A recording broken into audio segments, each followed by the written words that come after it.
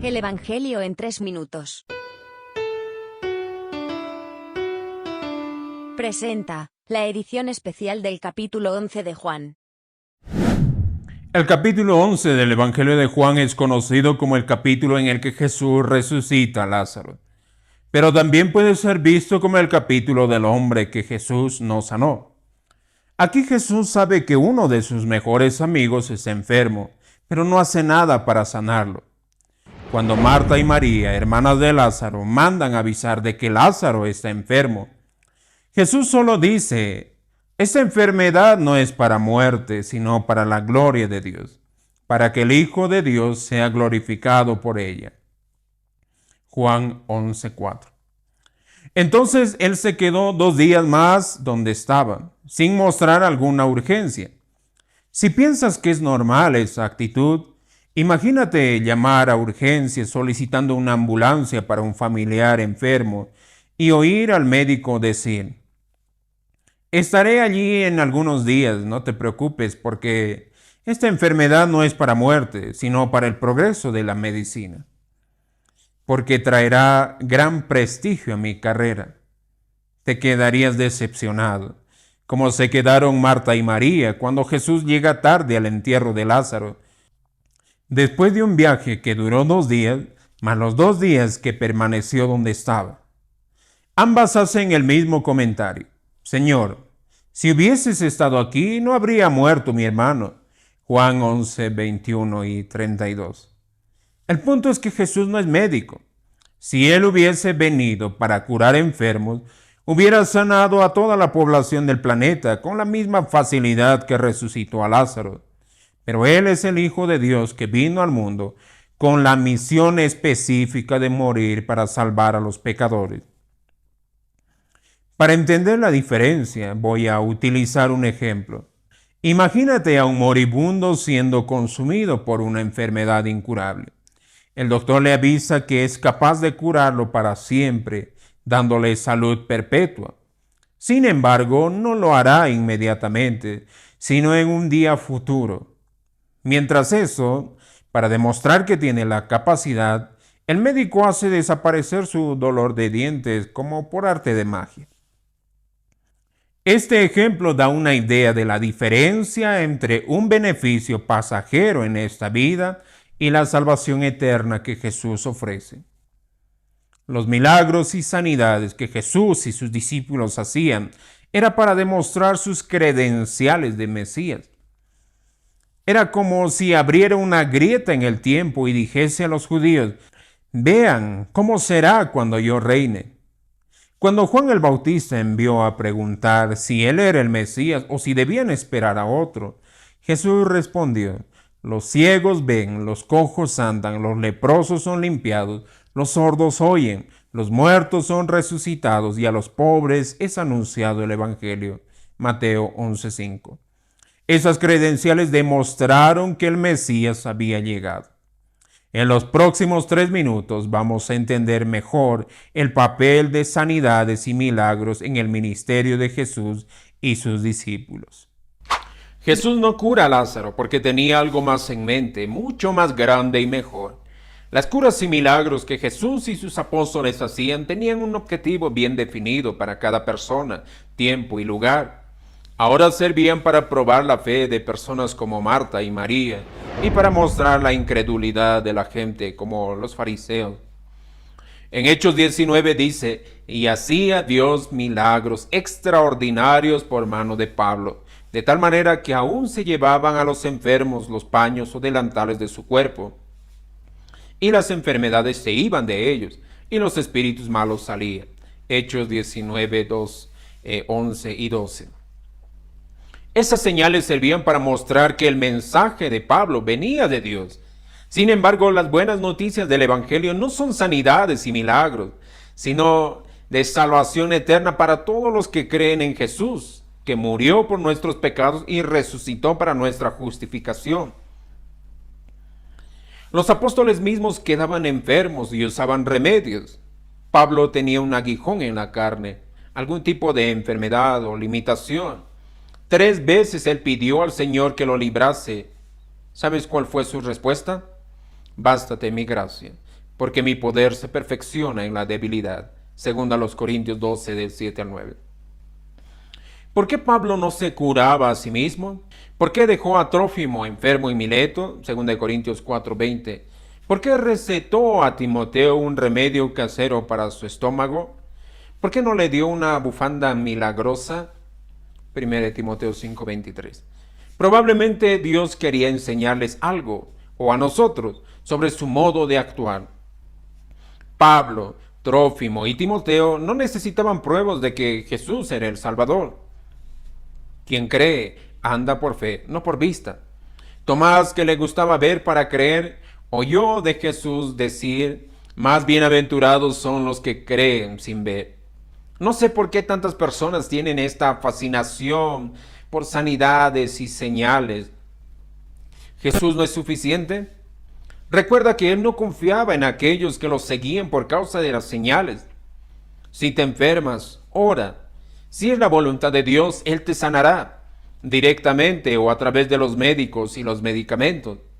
Si eso no ocurre, seguramente Dios tiene un propósito para ti o para las personas de tu entorno.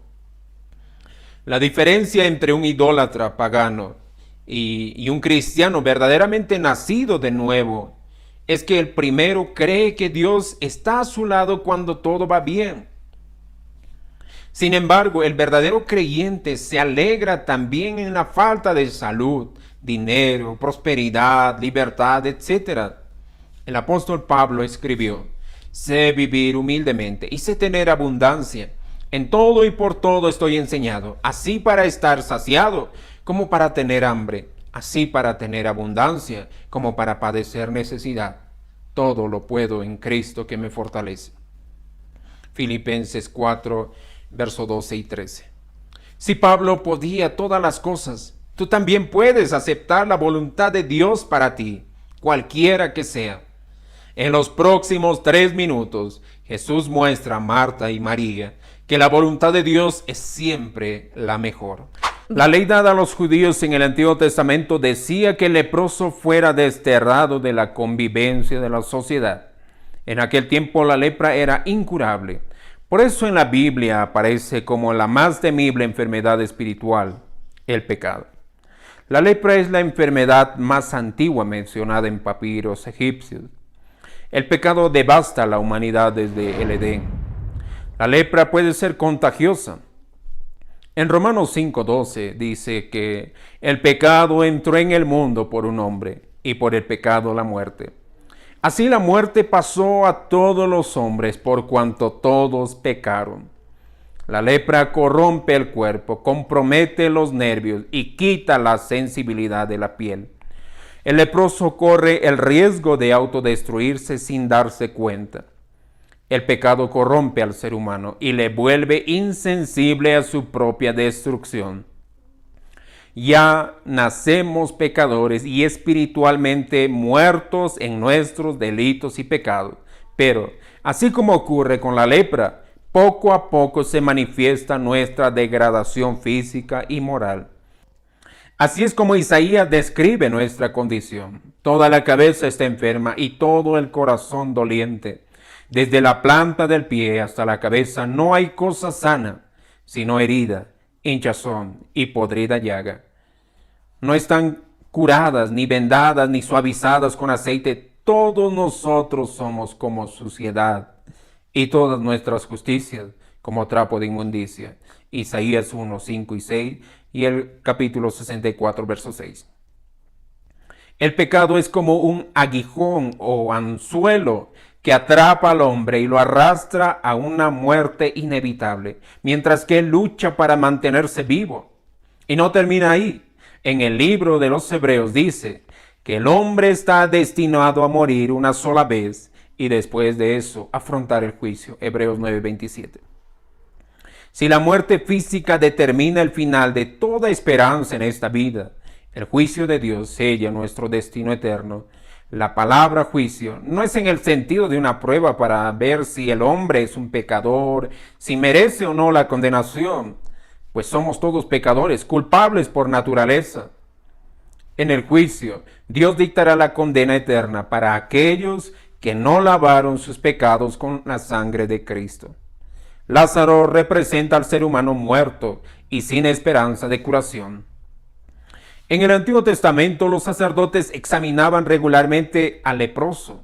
Curiosamente, cuando la lepra había cubierto toda la piel de la cabeza a los pies, los sacerdotes lo declaraban curado. Antes de su mayor milagro, Jesús esperó hasta que el pecado cubra a Lázaro de la cabeza a los pies con su cubierta final, y esperó que la muerte cante victoria. El Lázaro que sale de la tumba representa a cada salvado por Cristo, a cada uno en quien se cumplirá lo que Isaías profetizó y Pablo apoyó con estas palabras. Sorbide la muerte en victoria. ¿Dónde está muerte tu aguijón? ¿Dónde, oh sepulcro, tu victoria? Primera a los Corintios 15, 54 y 55, Isaías 25, 8. En los próximos 3 minutos conoceremos la lista de las celebridades de Dios. Cada año los periódicos y revistas publican listas de celebridades. Son personas que hicieron éxito, ganaron dinero y se presentaron en los medios de comunicación. Pasa el tiempo y el cambio de listas y nombres desaparecen.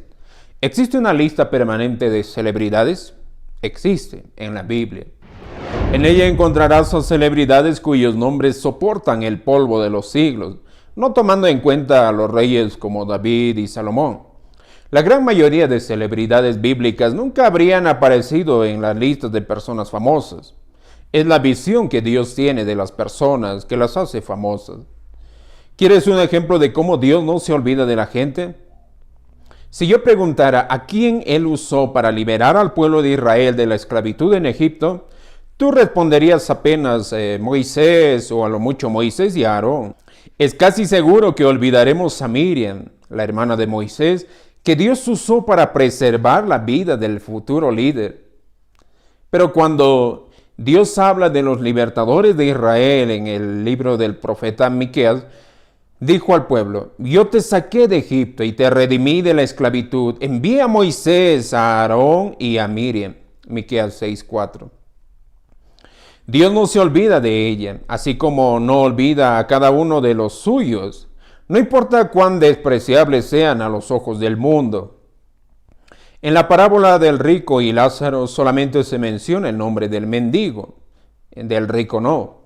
En este capítulo, Juan llamó Betania a la aldea de María y de Marta, su hermana, Juan 11:1.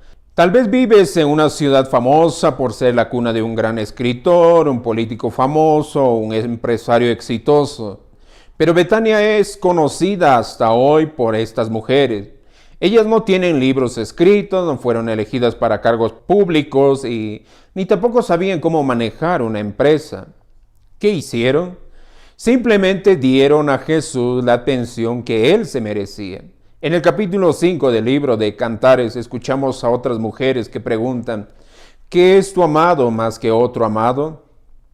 Entonces ella responde: mi amado es blanco y rubio, señalado entre 10,000, su cabeza como oro finísimo, sus cabellos crespos negros como el cuervo, sus ojos como palomas junto a los arroyos de las aguas que se lavan con leche y a la perfección colocados.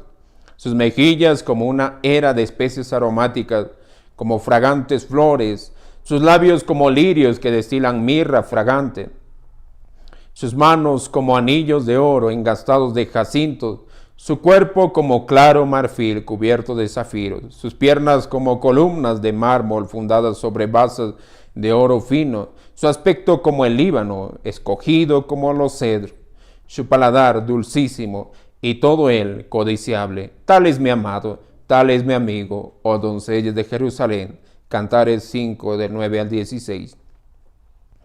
Cuando tú te preguntas, ¿qué ven los creyentes en Jesús? Esta es la respuesta: todo él codiciable. En los próximos 3 minutos, Jesús es visto llorando. María y Marta son muy diferentes. Marta parece ser más racional e indagadora. En cambio, María tiene una personalidad más contempladora.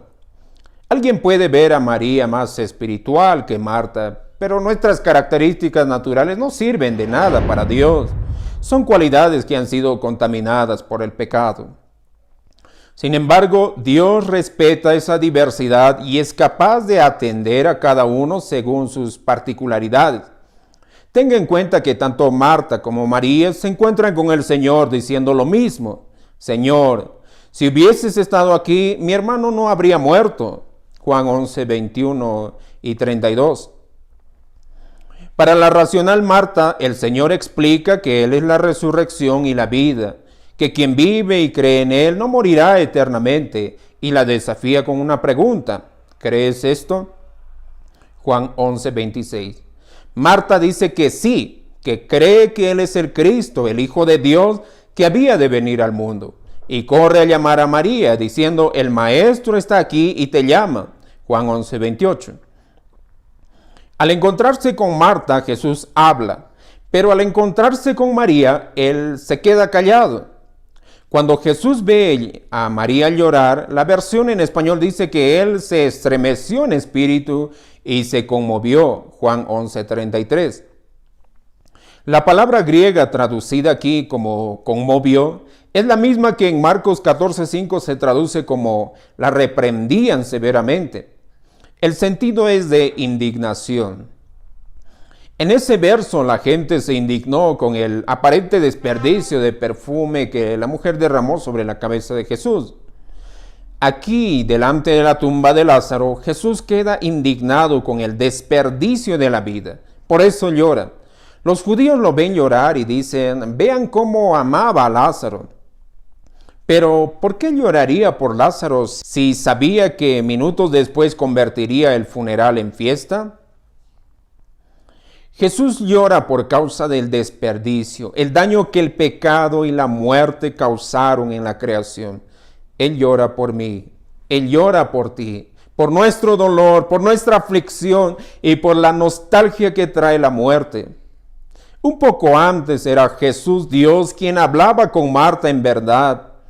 Ahora es Jesús hombre quien habla con María en humanidad. Tú necesitas de Jesús porque Él es Dios todopoderoso en verdad.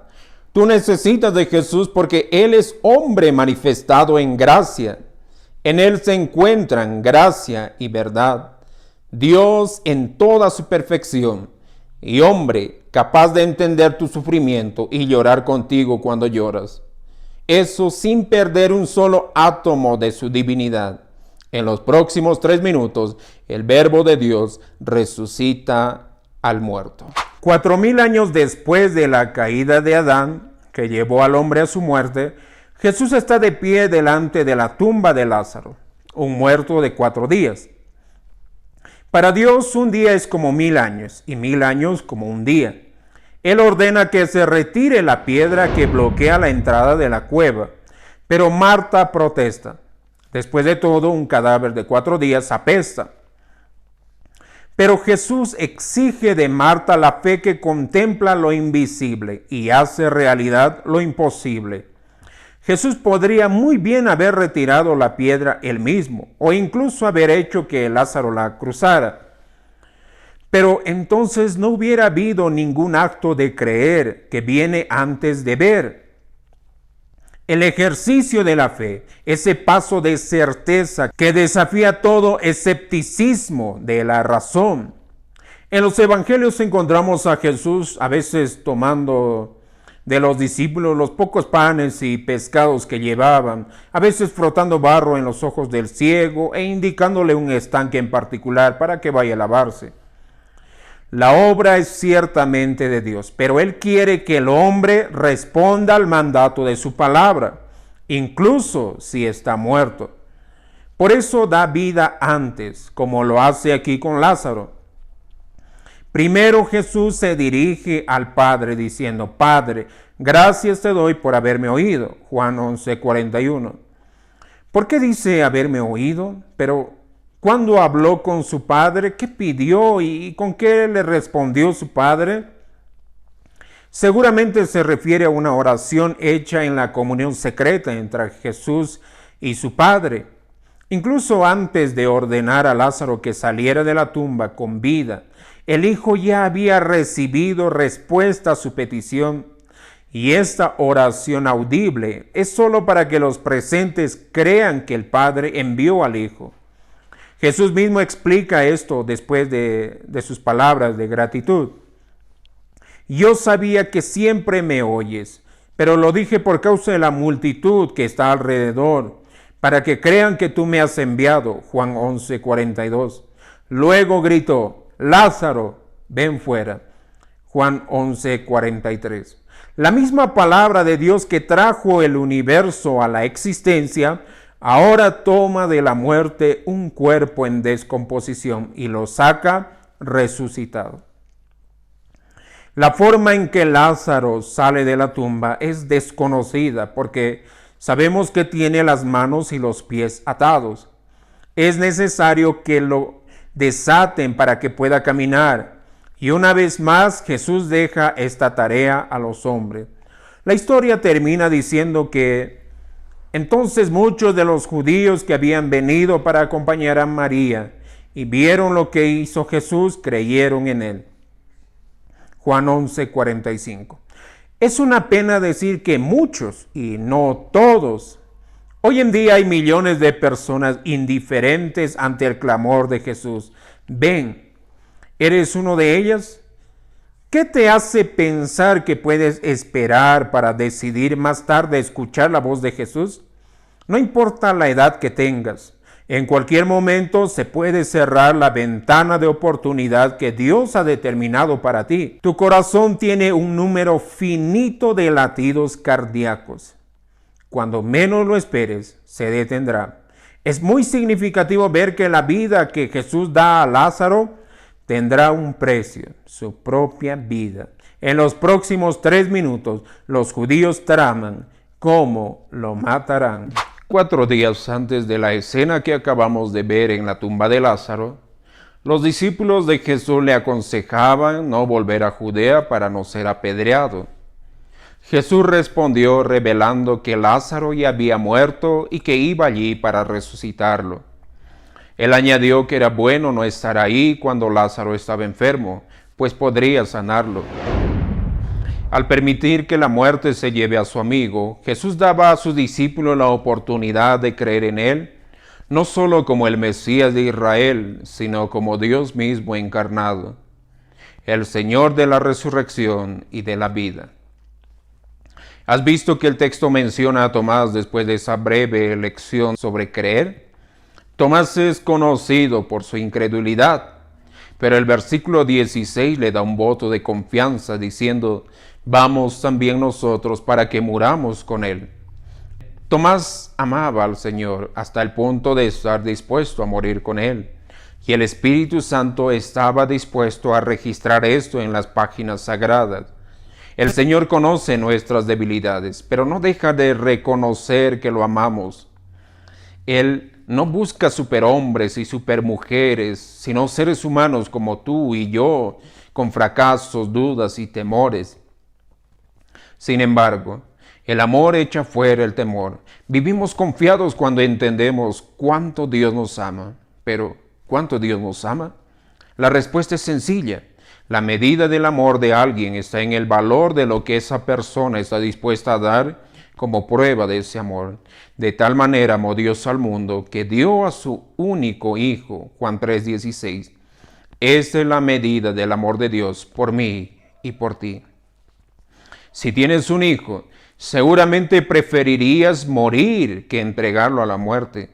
Mas Dios muestra su amor para con nosotros en que siendo aún pecadores, Cristo murió por nosotros. Romanos 5:8. La resurrección de Lázaro es el fusible de los eventos que terminan con la prisión y muerte de Jesús. Algunos que ven a Jesús resucitar a Lázaro creen en él y deciden seguirlo. A otros les gusta echar más leña al fuego que disfrutar de la compañía de Jesús. Ellos van corriendo a contar a los judíos religiosos. Entonces los principales sacerdotes y los fariseos reunieron el concilio y dijeron, ¿qué haremos? Porque este hombre hace muchas señales. Si le dejamos así, todos creerán en él. Y vendrán los romanos y destruirán nuestro lugar santo y nuestra nación. Juan 11:47 y 48. Pobres judíos, Temen perder lo que los romanos ya les quitaron hace mucho tiempo. Aquí Israel es una nación invadida y tributaria del invasor romano, pobre incrédulo. Teme perder lo que Satanás ya le quitó hace mucho tiempo. Así como los judíos de entonces, cada ser humano es una nación invadida y tributaria del invasor de su mente y voluntad, el diablo. En los próximos 3 minutos, Dios usa al sacerdote Caifás para anunciar que un hombre debe morir por la nación de Israel. Una de las claves para entender la Biblia es el capítulo 9 de Génesis. Después de juzgar la maldad humana, Dios establece nuevas reglas para los sobrevivientes del diluvio, Noé y su familia. El fundamento del principio está en el sacrificio que Noé hizo sobre un altar al final del capítulo 8. Una figura de Cristo muriendo para asegurar la sobrevivencia del hombre. Eso también está prefigurado en el permiso que Dios da a Noé y a sus descendientes para alimentarse de los animales, dándoles la muerte. Antes de eso, los humanos eran vegetarianos y los animales no huían de ellos. A partir de ese momento, Dios pone en los animales el miedo hacia los hombres. Allí Dios también estableció el gobierno humano, delegando en el hombre el poder de la vida y la muerte sobre sus semejantes. Quien derramara la sangre de alguien podría tener su sangre derramada por la autoridad. El apóstol Pablo habla de eso en el capítulo 13 de Romanos. Sométase toda persona a las autoridades superiores, porque no hay autoridad sino de parte de Dios, y las que hay por Dios han sido establecidas. De modo que quien se opone a la autoridad, a lo establecido por Dios, resiste. Y los que resisten acarrean condenación para sí mismos, porque los magistrados no están para infundir temor al que hace el bien, sino al malo. ¿Quieres pues no temer la autoridad? Haz lo bueno y tendrás alabanza de ella, porque es servidor de Dios para tu bien. Pero si haces lo malo, teme, porque no en vano lleva la espada, pues es servidor de Dios, vengador para castigar al que hace lo malo. Romanos 13, del 1 al 4. Ten en cuenta que la autoridad tiene el derecho de usar la espada. El gobierno y la pena de muerte son dos cosas que Dios instituyó y nunca revocó. Pero cuando la autoridad hace su propia voluntad, tendrá que rendir cuentas de eso, incluso si sus actos son utilizados por Dios para cumplir sus planes eternos. Esto se aplica a las autoridades de Israel y Roma que condenaron a muerte a Jesús. Cuando Pilato se jactó de su autoridad para liberar o crucificar a Jesús, recibió de él la respuesta: ninguna autoridad tendrías contra mí si no te fuese dada de arriba. Por tanto, el que a ti me ha entregado mayor pecado tiene. Juan 19:11. En el capítulo 11 del Evangelio de Juan se refiere a los sacerdotes judíos y los fariseos están preocupados. ¿Qué haremos? Porque ese hombre hace muchas señales. Juan 11:47. Es curioso que hoy en día muchos dudan de los milagros que Jesús hizo, sin haber vivido en Judea hace 2000 años. Sin embargo, los enemigos contemporáneos de Jesús vieron sus milagros, reconocieron que eran genuinos y se preocuparon por ellos. El sumo sacerdote Caifás profetiza: conviene que un hombre muera por el pueblo y no que toda la nación perezca. Juan 11:50. Él no dice esto de sí mismo, sino Dios revela a través de él que Jesús tenía que morir para reunir en un solo cuerpo a todos los salvos de entre los judíos y los gentiles. Irónicamente, fue precisamente porque trataron de deshacerse de Jesús para no perder su nación, que los judíos la perdieron. Irónicamente también, aquellos que hoy tratan de deshacerse de Jesús por miedo a perder sus vidas aquí, la perderán para siempre. En los próximos 3 minutos vemos la nueva vida manifestada en comunión, servicio y adoración. Visite en 3minutos.net. ¿Tiene preguntas? Visite respondiendo.net.